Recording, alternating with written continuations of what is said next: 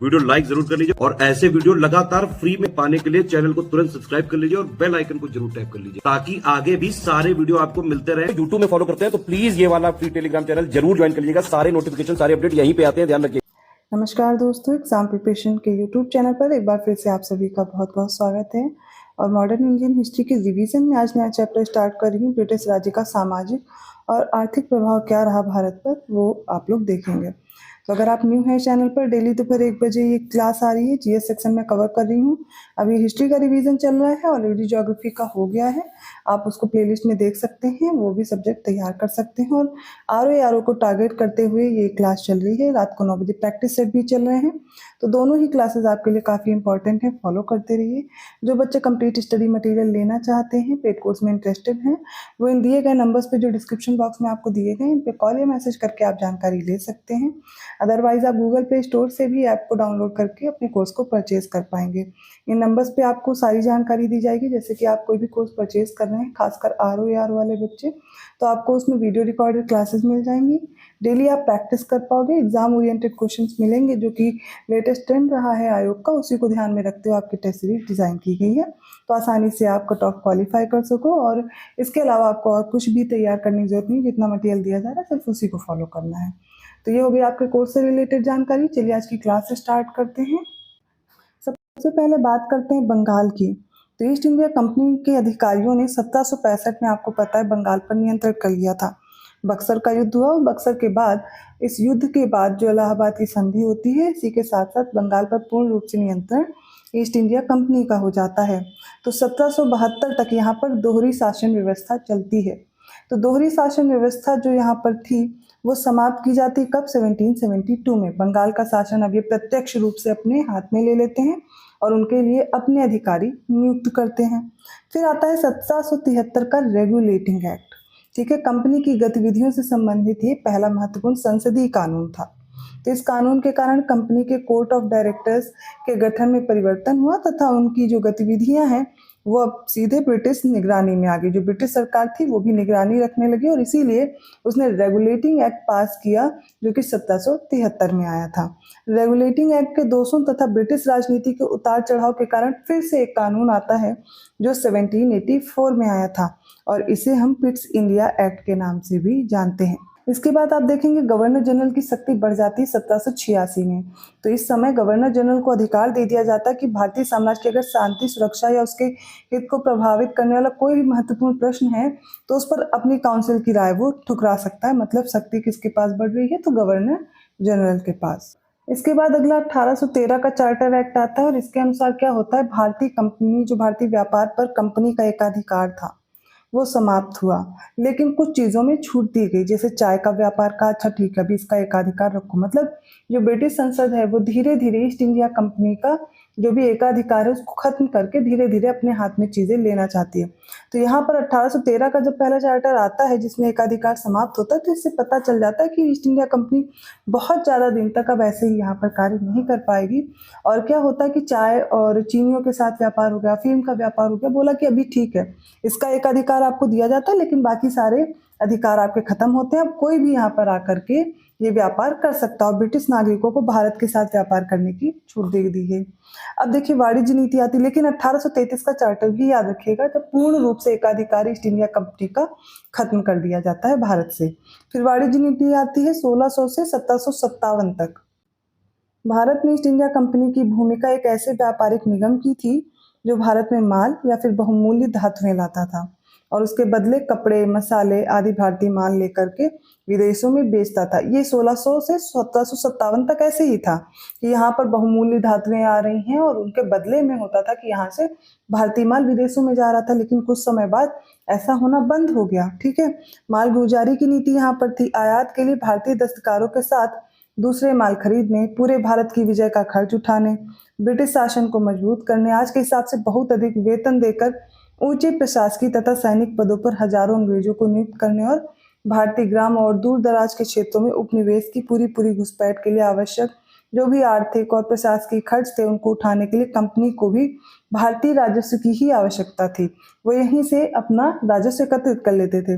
1813 तक प्रशासन और न्याय प्रणाली में जितने भी महत्वपूर्ण परिवर्तन हुए उनका लक्ष्य क्या था, तो मालगुजारी का संग्रह बढ़ाना था। फिर अगली आती है किस्तमदारी बंदोबस्त, याद रखिएगा ये कहाँ पर लागू हुई, तो कंपनी ने 1765 में बंगाल, बिहार, उड़ीसा इनकी दीवानी प्राप्त कर ली थी, अर्थात उसे वहां मालगुजारी जमा करने का अधिकार मिल गया था। तो आरंभ में उसने मालगुजारी की वसूली की पुरानी प्रणाली को जारी रखने का ही प्रयास किया, हालांकि जमा की जाने वाली रकम उसने बढ़ा दी थी। तो कॉर्नवालिस ने 1793 में बंगाल, बिहार इन जगहों पर इस्तमरारी बंदोबस्त की प्रथा आरंभ की। अभी आगे मैं और अच्छे से समझाऊंगी, बट यहाँ पर ध्यान रख लीजिए, बंगाल, बिहार, उड़ीसा की दीवानी इनको मिल ही गई थी। जब बक्सर का युद्ध हुआ तो 1765 में इन्होंने इलाहाबाद की संधि की और यहाँ पर इनको मालगुजारी जमा करने का अधिकार मिल गया। ठीक है, इन्होंने पहले तो पुरानी ही जो प्रणाली थी उसको जारी रखा और जो रकम है उसको सिर्फ बढ़ा दिया था, तो ज्यादा से ज्यादा रकम वसूल रहे थे। और यहाँ पर कॉर्नवालिस ने 1793 में इस्तमरारी बंदोबस्त प्रथा का आरंभ किया था। भू राजस्व व्यवस्थाएं तो हम समझेंगे, लेकिन उससे पहले ब्रिटिश काल के कुछ भारतीय अर्थव्यवस्थाओं से जुड़ी प्रथाएं थी जिनसे अगर प्रश्न बनता है तो आप आसानी से कर पाए। जैसे सबसे पहले ददनी प्रथा है। तो ये ददनी प्रथा क्या है, तो ददनी प्रथा के अंतर्गत अंग्रेज भारतीय जो व्यापारी हैं, श्रमिक हैं, शिल्पी हैं, इनको रुपए अग्रिम संविदा के रूप में दे देते थे, इसको बोलते थे ददनी प्रथा।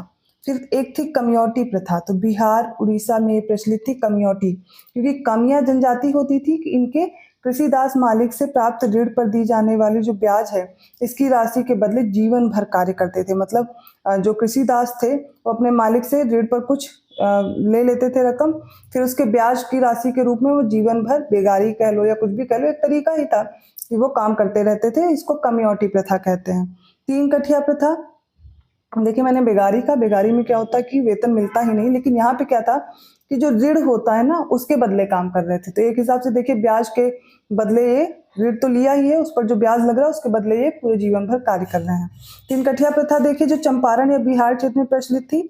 इस प्रथा में कृषकों और अंग्रेज बागान मालिकों के अनुबंध के अनुसार भूमि पर 3/20 भाग पर नील की खेती करना बहुत जरूरी होता था। और 3 कठिया प्रथा के बारे में आपको पता है, चंपारण आंदोलन हुआ था। ठीक है, इसके बारे में भी 1917 के आसपास के आंदोलन की बात है जब गांधी जी भी इसमें भाग लेते हैं।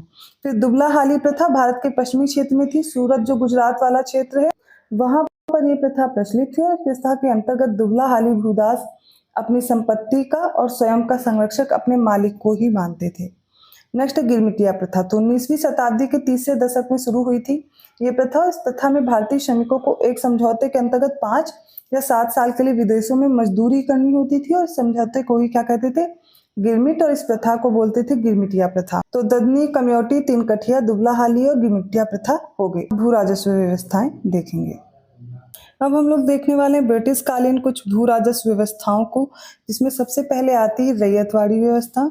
और इसे थॉमस मुनरो और कैप्टन रीड के द्वारा शुरू किया गया था। सबसे पहले प्रयोग के रूप में मद्रास प्रेसिडेंसी और जो तमिलनाडु में इसके 12 माइल क्षेत्र में लागू किया गया था 1792 में।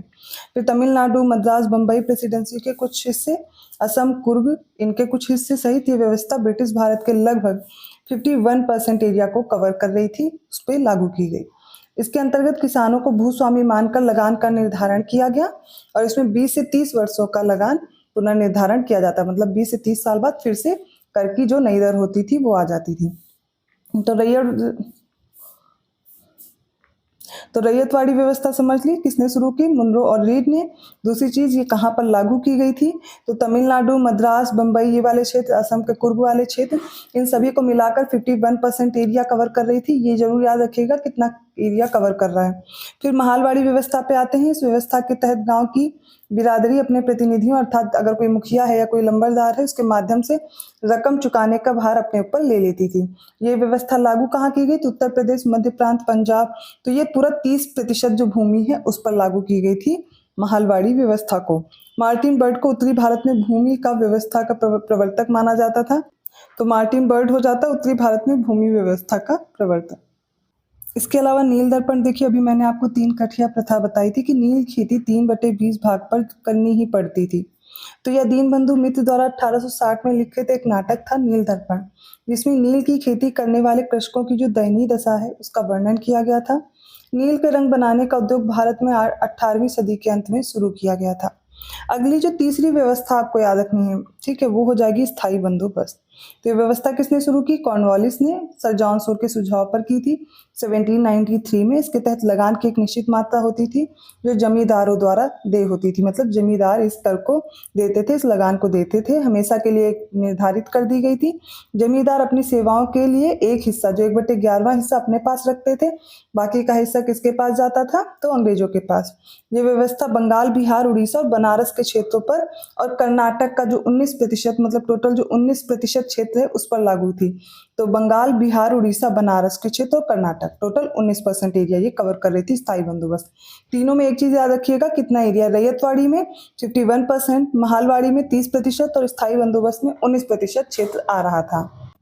तो आज की ये क्लास कंप्लीट होती है, छोटा सा टॉपिक है लेकिन यहाँ से प्रश्न बनता है तो ध्यान से इसको कवर कीजिए। एक दो बार वीडियो रिपीट कर लेंगे या फिर आप खुद से शॉर्ट नोट के फॉर्म में कुछ पॉइंट्स लिख लेंगे तो आपको आसानी से याद रहेगा। ठीक है, वीडियो अच्छा लगा तो लाइक ज़रूर कीजिए, चैनल को सब्सक्राइब कर लीजिए अगर अभी तक नहीं किया है। और इसके अलावा पेड कोर्स में इंटरेस्टेड है, नंबर्स आपके सामने हैं, इन पे कॉल कीजिए या मैसेज कीजिए, आपको इन्फॉर्मेशन मिल जाएगी और आप अपने कोर्स को ज्वाइन कर पाएंगे। मैं मिलती हूँ ऐसे ही आपको अगली क्लास में, क्योंकि ये जो इंपॉर्टेंट टॉपिक्स हैं मैं मॉडर्न हिस्ट्री के कवर कर रही हूँ। धीरे धीरे आपका पूरा जो ये सब्जेक्ट है वो रिवीजन के जरिए से खत्म हो जाएगा, फिर अगला सब्जेक्ट स्टार्ट हो जाएगा। धन्यवाद।